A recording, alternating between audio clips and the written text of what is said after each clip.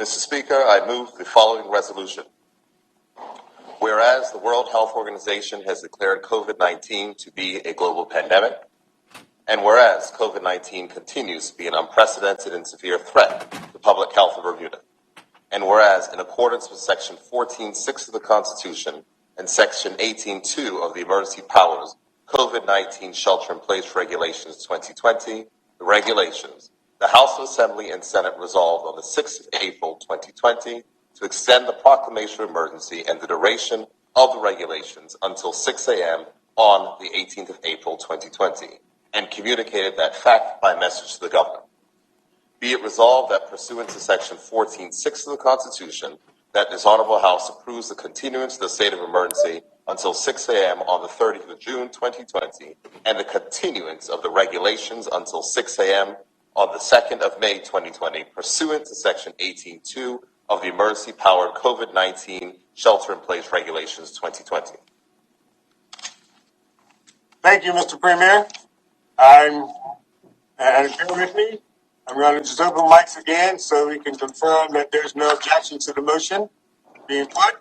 No objections, Mr. Premier. Would you like to speak to the motion now?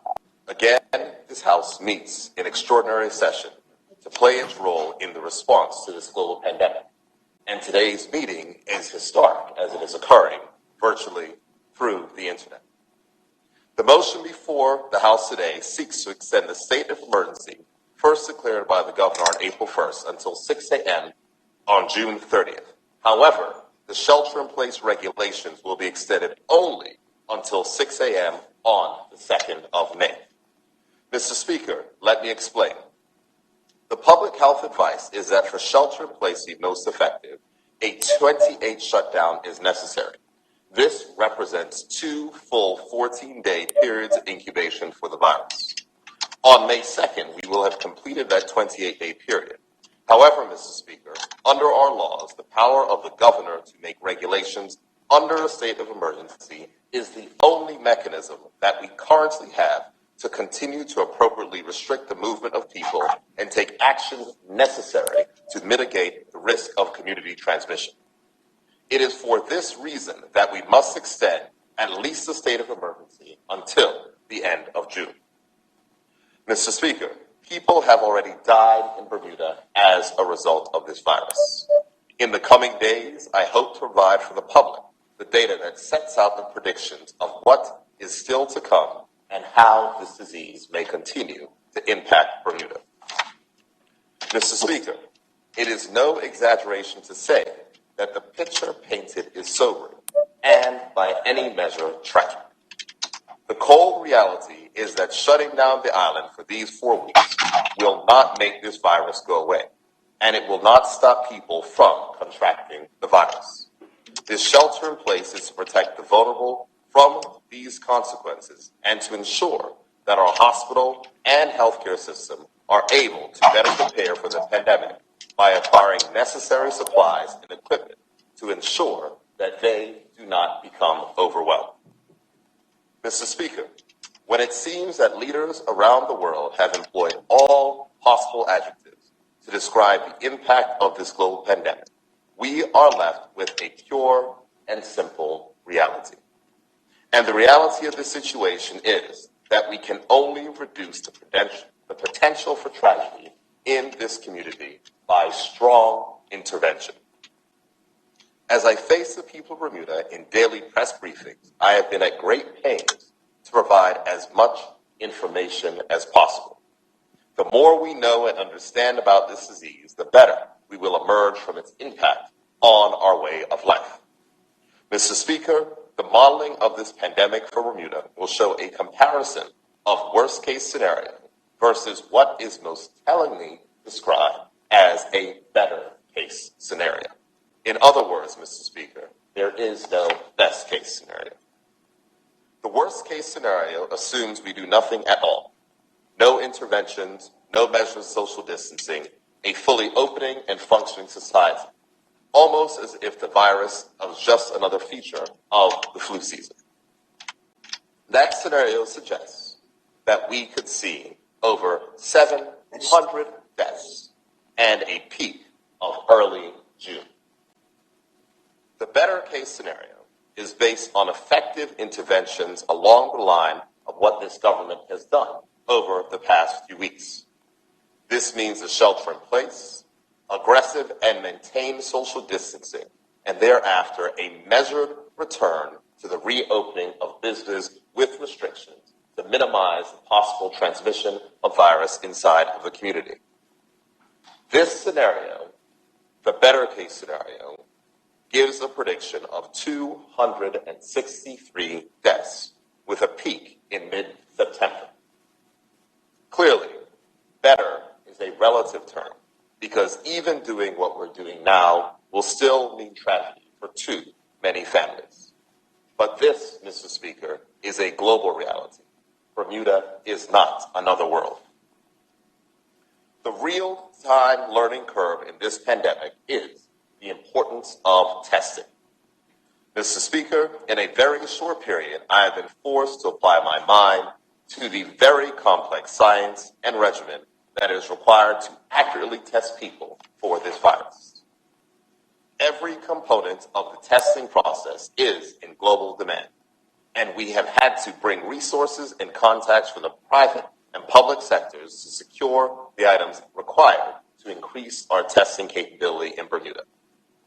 Mr. Speaker, global issues aside, this process has tested my patience and increased my frustration, and I frankly admit that we have not been able to test as much as I would have liked to test at this point. The imposition of self-isolation and mandatory quarantine can only go so far in limiting the risk of community transmission, as it has incredible economic costs. However, I feel able to express some cautious optimism. Mr. Speaker, the public-private contacts to which I referred have borne fruit. We have been able to test thus far due to the dedicated work of Dr. Desiree Spriggs and the Helix Lab, and to further complement our testing capacity, equipment has arrived in Bermuda, and through the incredible efforts of Bermudian geneticist Dr. Karika Weldon, next week we will have additional testing capacity with a custom-created lab at Southside. This lab will be staffed by passionate young Bermudians who have answered the call to help their country at this critical time in our history and to give effect to the government's mandate of aggressive testing. Mr. Speaker, as I indicated in the opening considerations motion, while the state of emergency will be extended to June 30th, the shelter-in-place regulations will end on May 2nd. This, too, should be explained. Mr. Speaker, in the same manner that we are progressively and gradually tightening restrictions on the movement of people and the operations of business, we must now plan for change. In preparation for May 2nd, the Cabinet will invite the Governor to issue a revised set of regulations which will likely end the 24-hour shelter-in-place, permit additional businesses to open, and prescribe a regime of home delivery or curbside pickup for customers to avail themselves of services they provide. Additionally, Mr. Speaker, I will discuss with the head of the public service how to resume the provision of those government services suspended or scaled down as a result of the requirement for public officers to work remotely. Mr. Speaker, this is perhaps the most delicate balancing act demanded in the modern era of governance. We must be mindful of the ongoing need to save lives while building a new foundation of this economy so that we can live again. This will not be easy and depends on more than leadership. We must have compassion, patience, and understanding. We have to have continued collaboration and unity between political parties, the public and private sector, and Bermudians and guest workers. And Mr. Speaker, at this time I want to give homage to the opposition leader. Him and I have been in close contact throughout this, and we have had multiple briefings with his caucus, and I want to also thank them for their support as we continue to go through this unprecedented crisis. People were hurting before COVID-19, and in so many instances, that hurt has been magnified by gigantic shifts in this economy. At every level in this community, lender, borrower, tenant, landlord, employer, and employee, we have all lost something. This government will do its part to renew the hope of people and enhance the potential of the island to recover from this seismic event. Mr. Speaker, as I commend this motion for the support of honorable members, let me sound a clear note of thanks to all those men and women who have met the challenge in this extraordinary time by doing extraordinary things. They wear uniforms of combat trousers and shirts of familiar navy blues. They man cash registers, control lines, stock shelves in stores. They drive buses and haul containers. They keep late nights poring over statistics, providing advice for doing contact tracing. And Mr. Speaker, behind surgical masks, they risk their own lives to treat the sick among us to the highest possible standards. We owe them our gratitude, and their constant professionalism is one of the silver linings to this global cloud. And we, Mr. Speaker, salute them all.